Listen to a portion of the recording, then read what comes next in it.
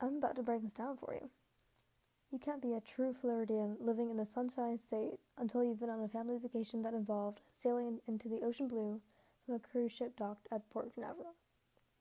Cruise ships are just a magical way to make the most of your limited vacation days and come home with a nice tan. As a kid, my first cruise was filled with endless free soft serve, water slides, and adventure films. Jack Sparrow continues to be a personal hero of mine and fuels my imagination and love for the sea. I won't give him all the credit, though. In fact, I'll give most of the credit to a mysterious little triangle in the Atlantic, connected by the southmost tip of Florida and the islands of Puerto Rico and Bermuda. Unless you've been living under a rock your whole life, you've definitely heard about the Bermuda Triangle. Not because you learned about it in geography class, but because of the conspiracy theories. I mean, pick your favorite. Is it alien encounters or Atlantis? People have been fascinated with the region forever, because of the strange things that happen there, the disappearances, and the mystery. In the Bermuda Triangle, people most commonly report ships and aircrafts going missing and their compasses going haywire. In the past 100 years, at least 20 aircrafts, 50-plus boats, and more than 1,000 people have gone missing or died in the Bermuda Triangle. These numbers only include reported cases and don't include the people or crafts that were traveling and disappeared under the radar. People even nowadays are understandably reluctant to sail or fly through the region in their personal boats or aircrafts, due to the number of disappearances and the intense superstition associated with the area. Even Columbus reported erratic readings, but public interest really only took hold with the story of Flight 19 in 1945. Put on your coziest Velma Dinkley sweater and let's dive into it.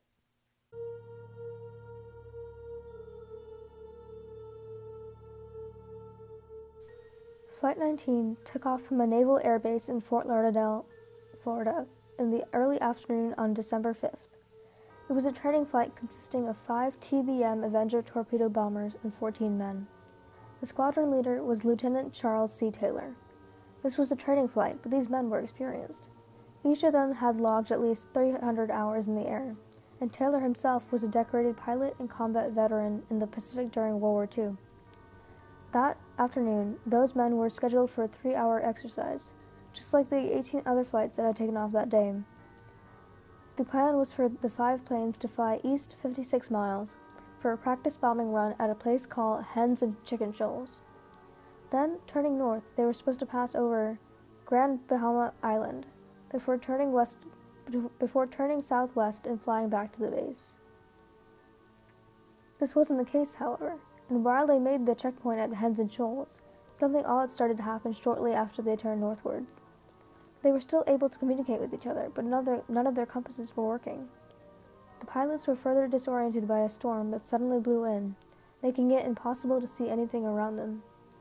Taylor started to panic, and for some reason believed that they had veered hundreds of miles off course into the Keys and Gulf of Mexico. Luckily, their distress signal was heard by another patrolling lieutenant, and the message was passed quickly up to the base. The base contacted Taylor, who reported that they were over the Keys and flying northwest to find the mainland, Florida. This was all wrong and only pushed them further off course. It was at this time that the other pilots, taught to fly west into the sunset when lost, really questioned Taylor. They pestered him to change course, and while he gave in for a short period, he turned his fleet around, still believing that they were way off course, and flying around the Gulf. Their radio connection to the base worsened the further they headed out to sea. The last radio heard from them was Taylor telling his men to prepare for a waterborne landing, whenever someone became the first one under 10 gallons of fuel. The Navy was shocked once more when, shortly after this last transmission, all comms went out at once. They immediately sent out a rescue team of 2 PMB Mariners to look for their missing squadron, but in a few hours one of them, along with 13 crewmen, also vanished. Jinkies, right? The Navy sent out hundreds of boats and aircrafts out the next day and searched for days after, but to no avail. To this day, no one really knows what happened to the aircrafts or crew of Flight 19 or the PMB Mariner. The creepy part? Taylor asked to be excused from the day's training flights. The report filed after the incident included an account from another officer Taylor had confided in, saying he was feeling uncharacteristically anxious and just didn't want to take this one out. But let's hit all our bases. This was 1945. Surely with today's technology, these disappearances would stop happening. There's constant surveillance everywhere. It's nearly impossible for these giant ships and commercial aircraft to go missing, and even more impossible for hundreds of people to just disappear. Yeah, it's really improbable, but it sure does happen. Just 2 years ago, in 2015, marked the largest mass disappearance in the Triangle in 35 years. On September 30th, a ship called the SS Faro set sail from Jacksonville bound to Puerto Rico. It was a 79-foot cargo ship carrying about 390 shipping containers and around 290 vehicles. Its captain was Michael Davidson and had a total crew of 33 men and women, 28 of them Americans and 5 of them Polish. The day this ship was set to sail, Tropical Storm Jacqueline was reported. The storm was supposed to pass 100 miles from any point on their route, so Davidson chose to sail on. However, on the next day, the storm had nearly doubled in size, becoming a Category 3 hurricane and hurtling towards their ship. Waves in the sea were reported to be 40 feet high, with a wind speed of 90 miles an hour.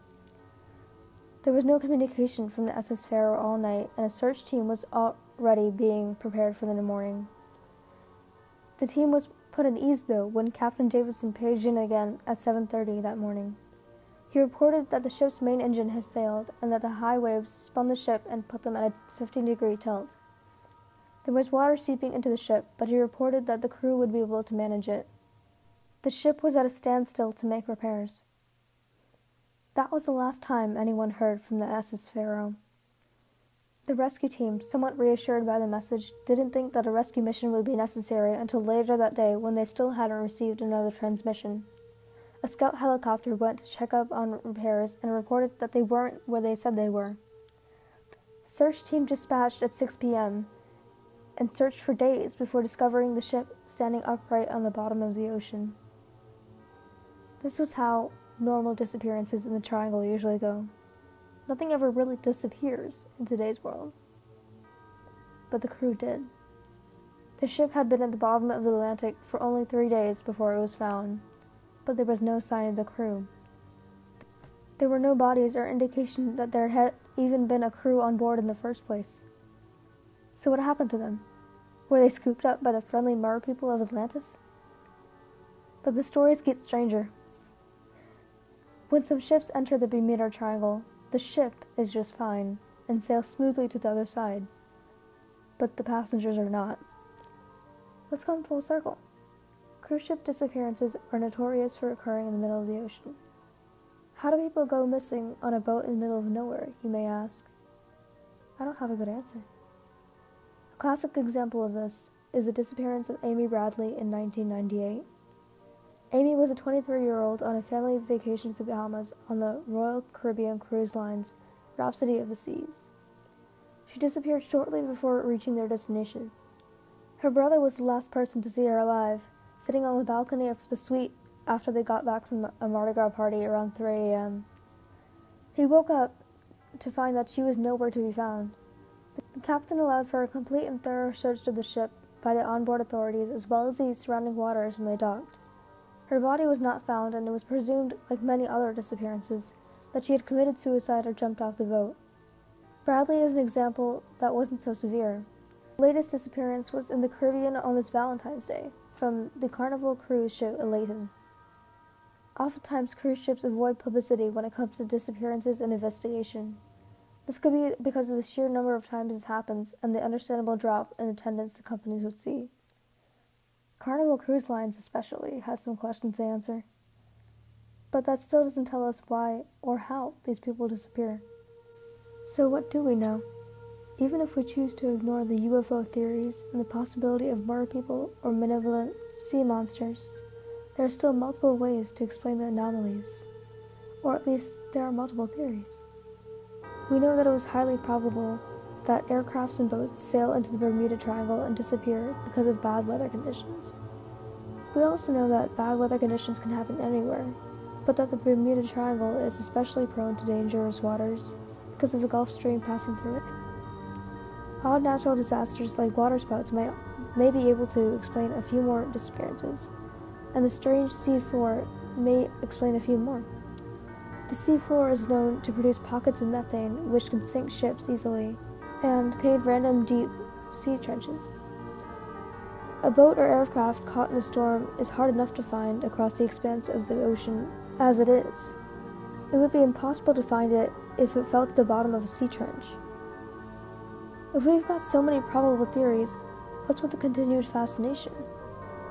Apart from the obvious pop culture-related enthusiasm, Pirates of the Caribbean movies, countless novels, Scooby-Doo, and Fleetwood Mac, people are enamored with the idea of something that's got only one foot in the light, the other foot of the Bermuda Triangle that's still in the dark. Like the cruise ship disappearances are what keep everyone on their toes and what keep the legends alive. This phenomenon is no different from when the Greeks said that the sun was Helios drawing his chariot across the sky, or when the Egyptians believed that crop failure occurred when the gods were displeased. The Bermuda Triangle is a myth, in the sense that it's our way, as a society, and especially as Floridians, of giving an explanation to the mystery of strange events and questions we don't have all the answers to. But we've come a long way since 1945. The less theories stick around, and the more we learn, the more theories we come up with, and closer we are to making those theories facts. That's a wrap. Dinkley out.